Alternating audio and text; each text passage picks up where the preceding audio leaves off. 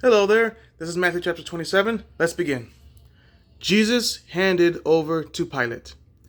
When daybreak came, all the chief priests and the elders of the people plotted against Jesus to put him to death. After tying him up, they led him away and handed him over to Pilate the governor. Judas hangs himself. Then Judas, his betrayer, seeing that Jesus had been condemned, was full of remorse and returned the 30 pieces of silver to the chief priests and elders. I have sinned by betraying innocent blood, he said. What's that to us? They said. See to it yourself. So he threw the silver into the temple and departed. Then he went and hanged himself. The chief priests took the silver and said, It's not permitted to put it into the temple treasury, since it is blood money. They conferred together and bought the potter's field with it as a burial place for foreigners. Therefore, that field has been called Blood Field to this day. Then what was spoken through the prophet Jeremiah was fulfilled. They took the 30 pieces of silver, the price of him whose price was set by the Israelites, and they gave them for the potter's field as the Lord directed me. Jesus faces the governor. Now Jesus stood before the governor. Are you the King of Kings? The governor asked him. Jesus answered, You say so. While he was being accused by the chief priests and elders, he didn't answer. Then Pilate said to him, Don't you hear how much they are testifying against you? But he didn't answer him on even one charge, so that the governor was quite amazed. Jesus or Barabbas?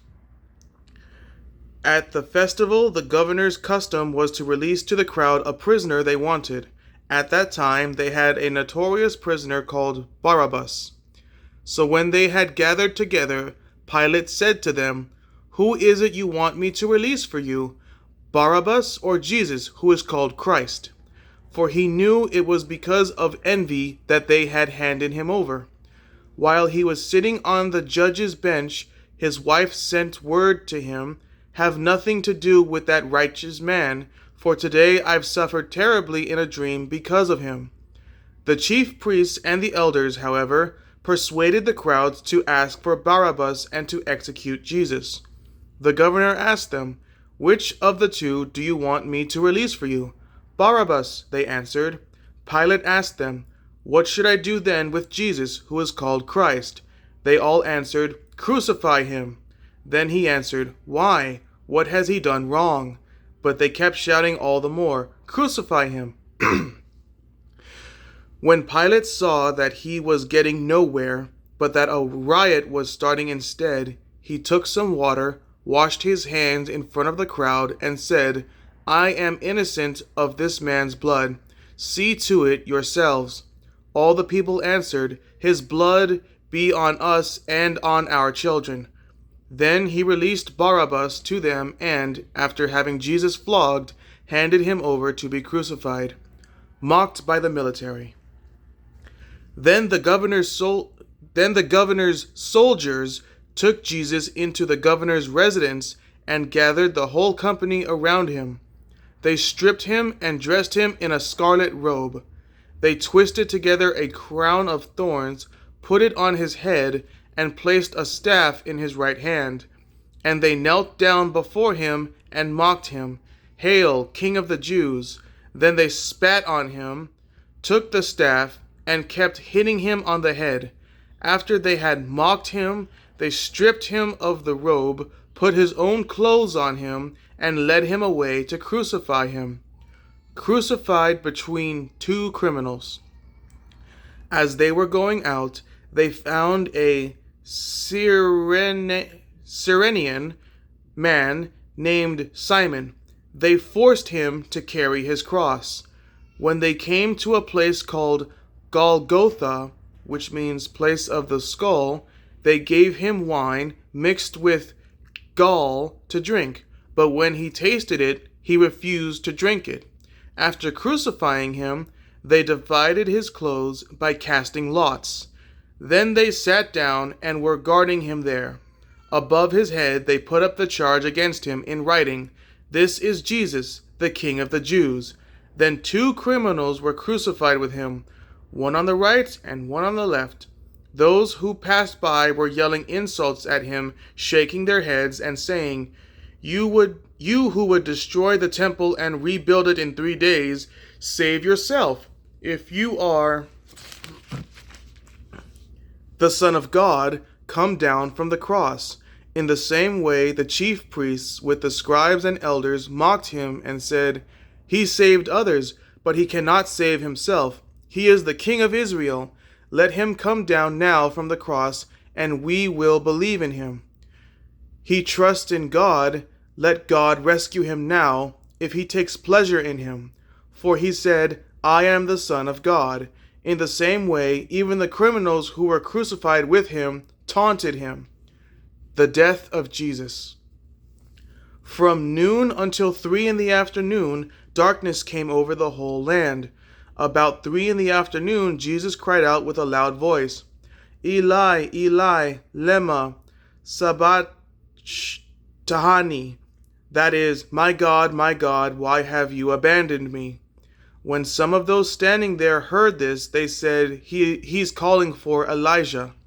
Immediately one of them ran and got a sponge, filled it with sour wine, put it on a stick, and offered him a drink. But the rest said, "Let's see if Elijah comes to save him." But Jesus cried out again with a loud voice and gave up his spirit.